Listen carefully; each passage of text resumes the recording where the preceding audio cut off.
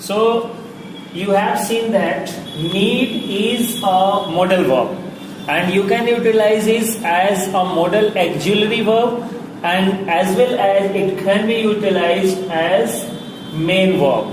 If you utilize it as a main verb, you can just use this structure, and if you have to utilize it as a modal auxiliary, you can utilize the second structures that I have made you. One thing that I want to just tell you on this day, because today is the world's translation day. आज जो है वो विश्व अनुवाद दिवस है. विश्व अनुवाद दिवस का मतलब क्या हुआ? मतलब तर्जुमा जो होता है, अनुवाद जो होता है, ट्रांसलेशन जो होता है, उसी के लिए यह दिवस फेमस है. इस दिवस को उसी के लिए मनाया जाता है.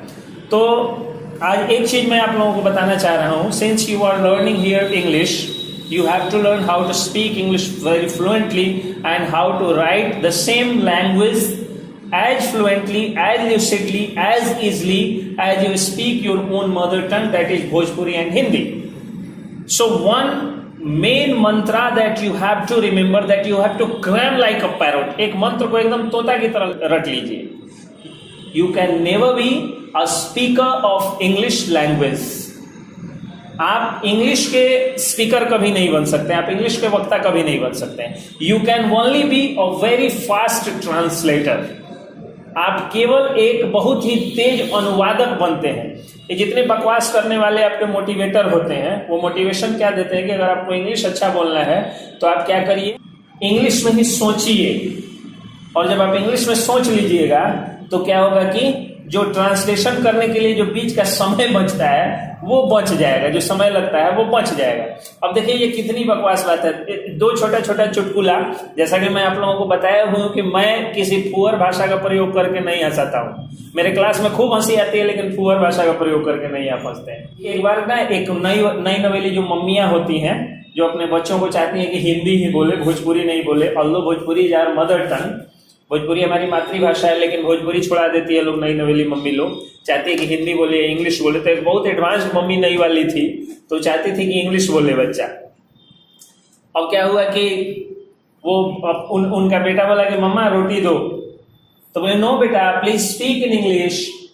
तो बच्चा बोला कि mamma my sister is not a fairy, मतलब मेरी बहन जो है वो परी नहीं है. नो बेटा शी इज फेयरी, नहीं बेटा वो परी है. No but I threw her out of the window and she was not flying.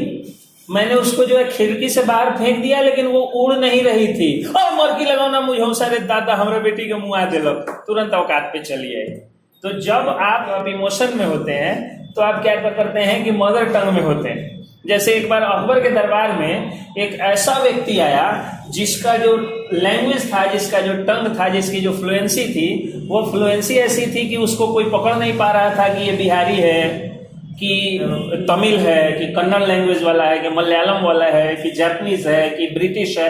सारे लैंग्वेज को फ्लुएंटली उसी के टोन में, उसी की भाषा, मतलब उसी के टोटल इंटोनेशन हो, उसका सिलेबल हो, उसका स्ट्रेस हो, सारा का सारा प्रोनाउंसिएशन जिस लैंग्वेज को बोलता था उसी लैंग्वेज में बोल देता था.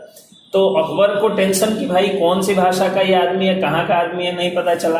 बीरबल ने कहा कि मैं आज रात को पता लगा दूंगा कि कहाँ का है.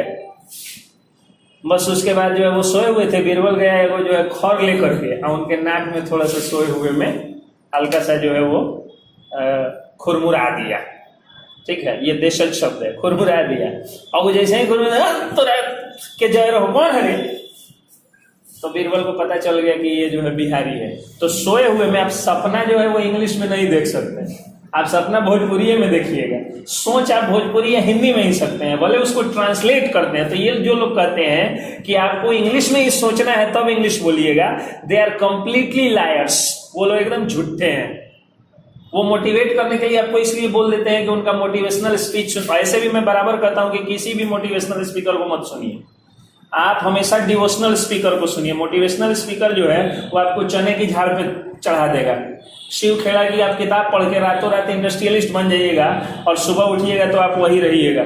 जो आप हैं, आपका लक्ष्य ये नहीं होना चाहिए कि आप जमीन पे चल रहे हैं और सोच रहे हैं कि नहीं हम हेलीकॉप्टर खरीद लेंगे। सबसे पहले अभी आज साइकिल है तो मोटरसाइकिल पे आइए, मोटरसाइकिल है तो कार पे आइए, कार है तो बड़ी कार पे आइए, बड़ी कार है तो ऑडी पे आइए, ऑडी है तो फ्लाइट लीजिए। बहुत सारा चीज करने के बाद हेलीकॉप्टर खरीदने का सोचिए।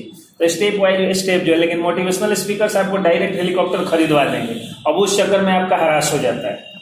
तो वही चीज, तो आज जो वर्ल्ड ट्रांसलेशन डे है, इस पे मैं यही कहना चाहता हूं कि अगर आपको इंग्लिश अच्छी बोलनी है, if you want to speak a fluent English, you have not to think in English, you have to become a very fast translator. And that's why on this ethic only, on this principle only, the world's translation day is celebrated on 38th of September every year.